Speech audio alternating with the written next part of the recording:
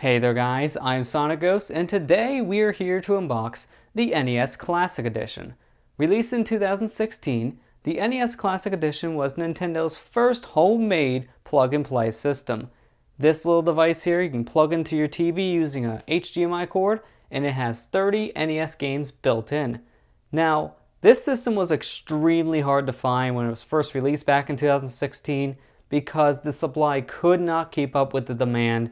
And unfortunately, this device was very soon discontinued in 2016.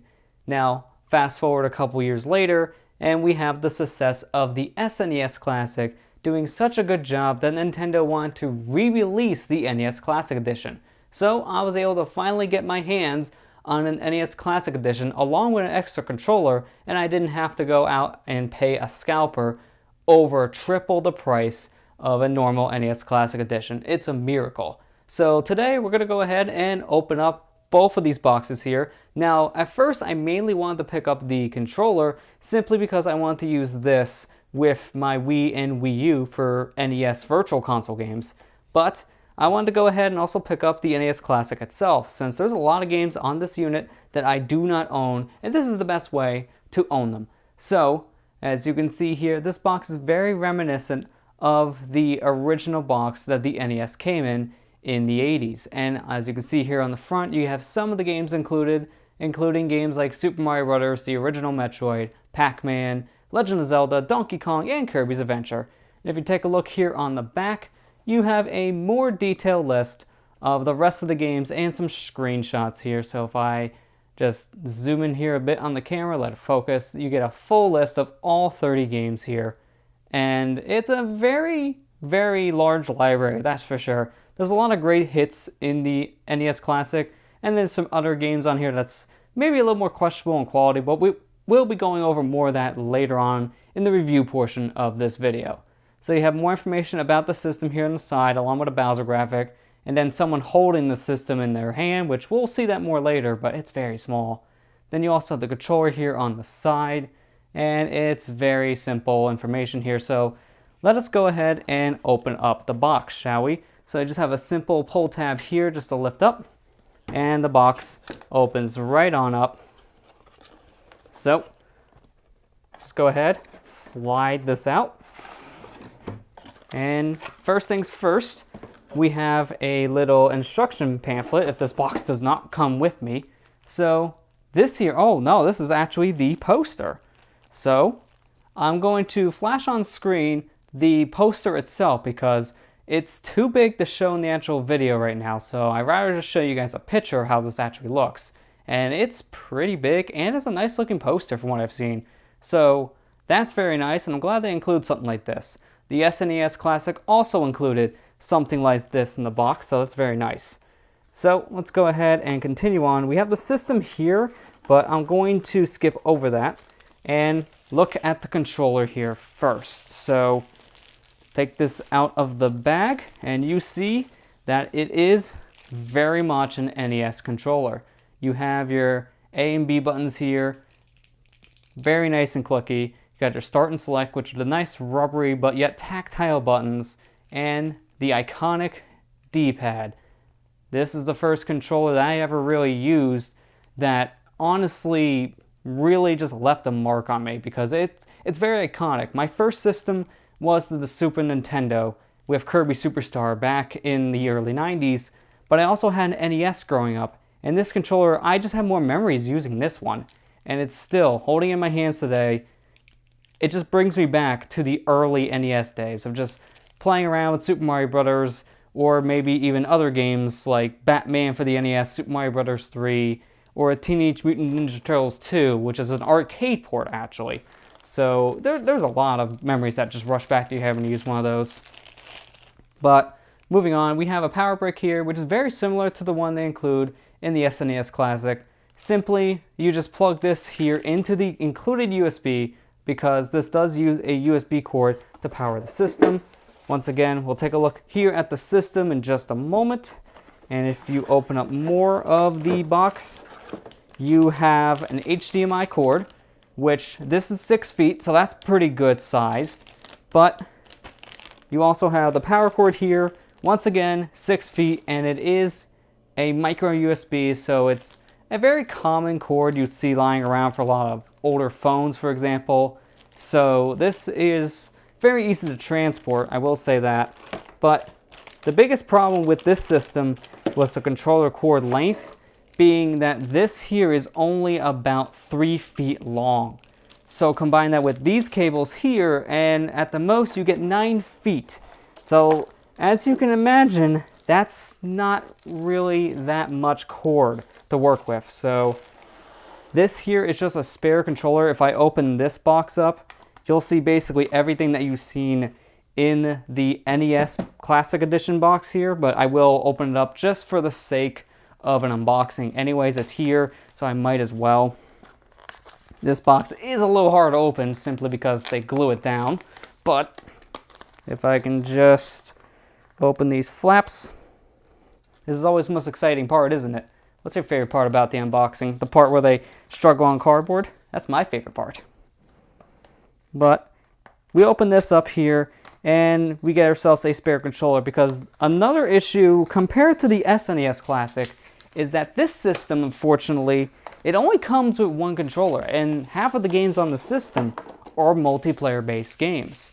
So Nintendo does sell a standalone controller for the system for another $10, which, to be fair, that's pretty reasonable.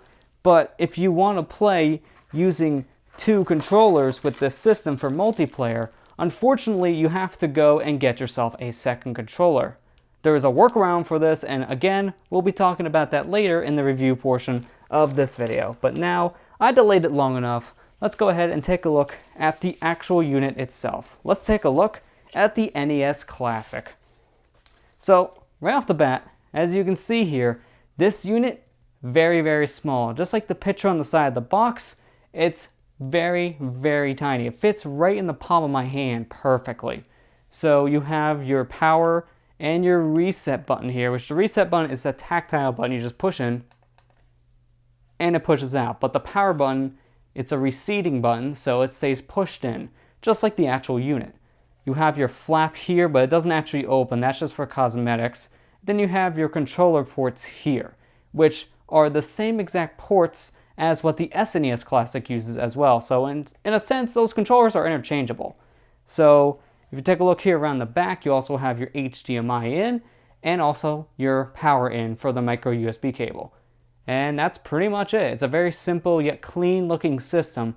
And that's really all it needs to be, because you're just going to be hooking this up to your TV real quick just to play a couple NES games for maybe about an hour or two. So it gets the job done and it looks very, very nice. But now with all that said and opened up, let's go ahead and swap over to the review portion of this video and see what the NES Classic can do.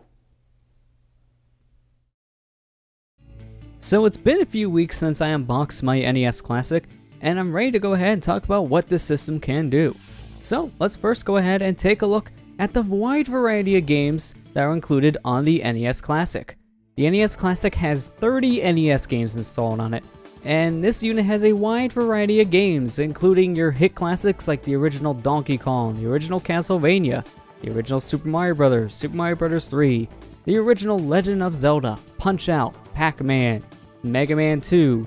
But then this also has some more obscure titles not as many people have played, like the original Final Fantasy, Donkey Kong Jr., Bubble Bobble, Castlevania 2 Simon's Quest, Techno Bowl, Star Tropics. So this system has a wide variety of games, and there is something here for everyone. I don't find this library to be as strong as the SNES Classics library, because the SNES Classics library had a lot more hits that people would want to play on the system, and there was a title there that was outstanding from each genre. While on the NES Classic, you have a lot of hit games on this platform people will go back and play, but others not as much. I don't see many people going back and playing the original Donkey Kong on the NES compared to playing the arcade port of Donkey Kong that you can get now on the Nintendo Switch. So I don't feel this library is as strong as the Super Nintendo Classic, but for the price tag of the NES Classic, you're getting a wide variety of games here, and I feel like the games you get on this unit is most definitely worth that $60 asking price. When you're playing your games on your NES Classic, you notice just how rich and vibrant this image quality is coming out of the NES Classic.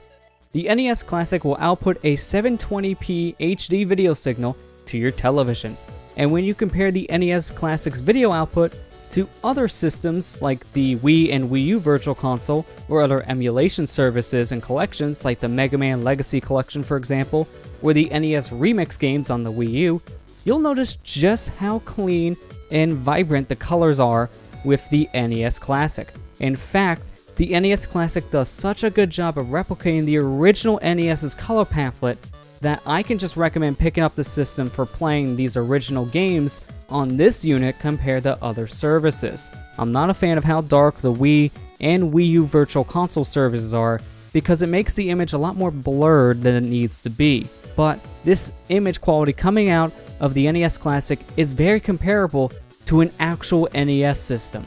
It's very, very faithful, and I'm a big fan of that. But while the video quality may be super sharp and clean coming out of the NES Classic, it does have a little bit of video noise to the picture. Now, this video noise you won't notice unless you crank up your TV sharpness much higher than it should be set to, but this does have more video noise coming out of it compared to other consoles, like when you're playing Mega Man 2 off of the Mega Man Legacy Collection off of PS4 and Xbox One for example, or if you're playing Wii Virtual Console using component cables on your television, you'll still notice that the NES Classic has a more noisy picture output compared to these other systems.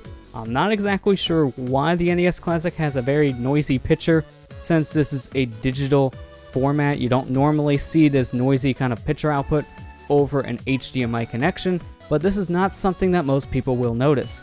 You only notice this noisy picture, once again, if your TV's sharpness is too high. So when you're playing your NES Classic off your television, make sure you don't have your TV sharpness set to the maximum amount. You will notice video noise if you do that.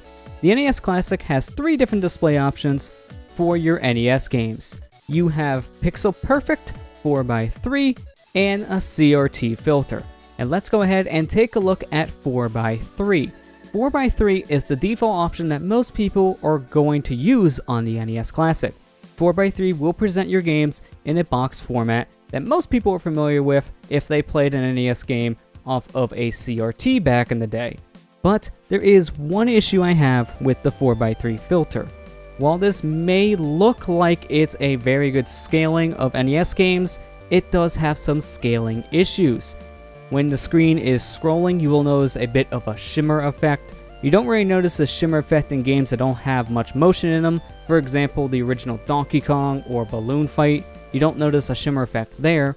But if you go to a game that has more movement in it, like Excite Bike for example, you'll notice that the screen does shimmer a bit, meaning that the picture does kind of skip around. And once you notice this kind of thing, it can be kind of distracting, to be honest. 4x3 also has a bit of a pixel scaling issue, so some things may not look correct while playing in 4x3. Take a look at the help bar here in Ninja Gaiden. It doesn't look that natural, and it looks a little more broken up here than it should be if you're playing off of an actual NES. But if you are bothered with some of the pixel inaccuracies of 4x3 mode along with the stutter effect, then you play your games in Pixel Perfect mode. Pixel Perfect will display the NES games in their original pixel formatting, so you get the original aspect ratio these NES games were designed in. And while this mode may look a little more skinny compared to 4x3 for a lot of games, this is a much better way to play the NES games off of your NES Classic. There is no stuttering effect here, so the games look very smooth when scrolling, and there's no pixel glitches, so health bars, for example, will look natural in Pixel Perfect. The only downside to this mode is that some things are going to look a little more squished in. Circles may look more like ovals in Pixel Perfect mode, but if you played NES games off of emulators on PCs, for example, you'll be more used to the more skinny approach that Pixel Perfect uses. So I can understand why this mode may not be for everyone, but for me, Pixel Perfect is the preferred way to play NES games off of my NES Classic. But there is one more display option that may be the best way for some people to play their NES games off of the NES Classic, and that's using the CRT filter. The CRT filter displays your NES games in 4x3, but it does add not only scan lines to the image, but a bit of a blur effect to them as well. So in this mode, you do not notice the stuttering effect or any pixel glitches that are present in the actual 4x3 mode on the NES Classic. But also, this CRT filter not just adds a faint level of scan lines like the SNES Classic CRT filter, but this CRT filter looks more faithful to an actual NES's output. If you compare the CRT filter off of an NES Classic to a composite signal from an actual NES unit, you'll notice that the quality of both of these images are very similar. You have the same crawling effects that you would have on a composite cable, and also the same amount of blur that you would see using composite off of an actual NES unit. The CRT filter here on the NES Classic, I feel, is more faithful to the actual system compared to the CRT filter that the SNES Classic uses. The SNES Classic only applies a faint level of scan lines, which are very hard to notice, but here on an NES Classic, the CRT filter has a much better CRT filter in my opinion. These scan lines look a lot better and more natural on these NES games, and the composite look that the CRT filter does bring makes you feel like you're playing your NES games off of an actual NES system off of a CRT. It's very faithful. Since we were comparing NES footage to an original NES, let's go ahead and compare the NES Classic to an original system in terms of build quality. And this thing feels just as good as an original NES. In terms of look, these systems look the exact same outside of the NES Classic being a much smaller system, but everything else is there. You have the original flap there in the front, you have the controller ports in the same area, the power and reset buttons being in the same places as well. The NES Classic is very faithful when it comes to looks, and so is the controller. The controller itself is very faithful to an original NES controller, looking and feeling like an actual NES controller, and I'm a big fan of this controller. This controller is pretty comfortable in your hands for long periods of time. My only complaint is that the original NES controller being in a rectangle format, it can dig in your hands after a little while, so it may not be the most comfortable controller to use for hours on end, but luckily, you can go ahead and use multiple controllers with the NES Classic, which is good because my one downside to the NES Classic controller is the controller length. This controller is only about 3 feet long. That's not a long enough cord to be using this with a console halfway across your room. If you want to play the NES Classic on your couch, for example, you're going to need to buy yourself an extension cord or basically have this system on your lap. The cord is too short off of the NES Classic controller to really be used from far distances. This is a controller I recommend buying extension cords for if you want to use from far distances. But if you don't like using this controller on the NES Classic, you can use other controllers on this system too, which includes the SNES Classic controller along with the Wii Classic controller and Classic Controller Pro. These controllers all share the same exact cord, so you can go ahead and use these controllers with this system as well, which is good because you can go ahead and use the Wii Classic controller to reset your games as well. When you have a Wii Classic controller hooked up to the NES Classic, you can go ahead and press the home button on your Wii Classic controller and it'll return you back to the menus, compared to if you're just using the included NES controller, you would have to press the reset button on the unit itself to reset back to the main menu. So using a Wii Classic controller may be more preferred for people, and the cord is slightly longer than the NES Classic's controller, so I can highly recommend using that controller in the system. And if you do use one of the Wii Classic controllers or SNES Classic controller on this system, the button mapping is pretty good.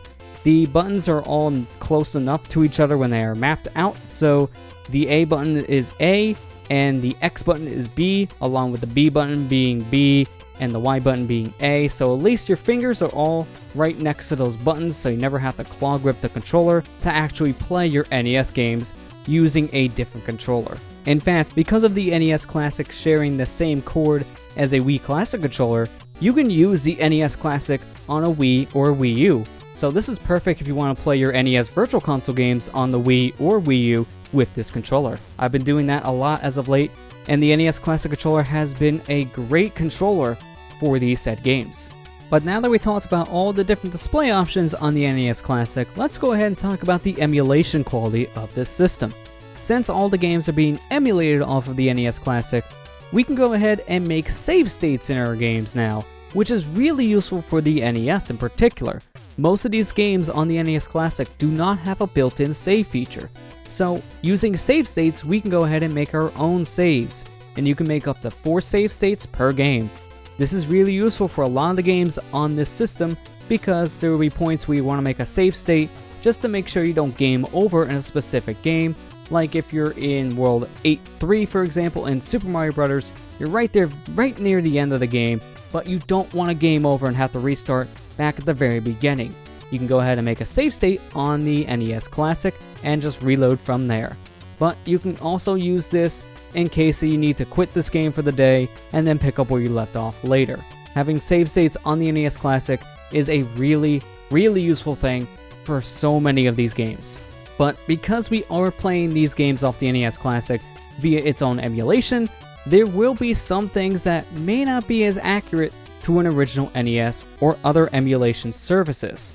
For example, some sound effects may not sound as accurate here on the NES Classic compared to original hardware. Take some of the sound effects in Mega Man 2, for example.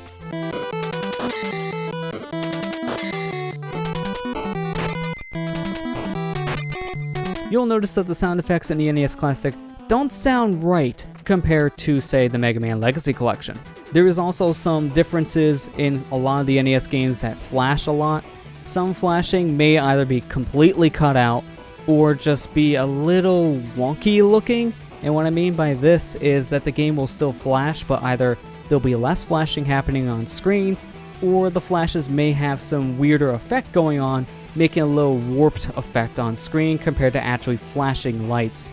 I believe Nintendo did this just to decrease the amount of seizures that can possibly happen while playing NES games, since a lot of NES games back in the day like to use flashing lights.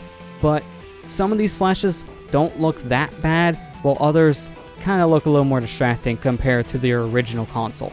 Besides these little weird quirks though, the games play very faithful on the NES Classic. I haven't ran into any weird emulation bugs compared to playing some NES games on PC emulators in the past. So the emulation quality I say on the NES Classic, besides little weird sound things or the weird flashing issues every once in a while, I say the emulation quality on the NES Classic is really solid, very comparable to the Wii and Wii U Virtual Console. Overall, I enjoyed my time with the NES Classic.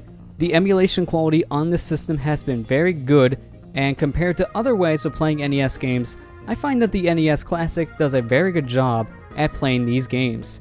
Now, in terms of recommending this system, I kinda have a hard time recommending the NES Classic to everyone, simply because of the game library. You have to ask yourself, will I play most of these games on the NES Classic? If you say no, then I don't recommend picking one of these systems up. The NES Classic is a very good system for playing the NES games on this unit, but if you're not a fan of a lot of these games that are already installed on the NES Classic, then I can say skip using this and then getting yourself some of those games on the Wii U Virtual Console, for example. But if you are a fan of most of these games on the NES Classic, it's hard to argue the $60 price tag for this system. I found that this system is most definitely worth the asking price, and it is a very fun system to play around with. Since most of these games you can easily pick up and put down in a couple minute spurts, I find the NES Classic to be a pretty good plug-and-play system.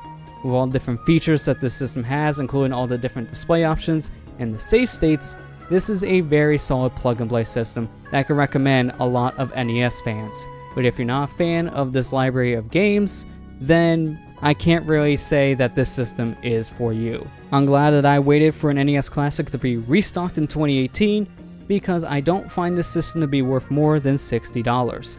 I would not recommend buying this system off a scalper. Wait until you can find one of these in a store near you, because I personally found this system to be most definitely worth my $60. Thank you all for watching this video. I hope you all enjoyed, and I'll see you guys next time.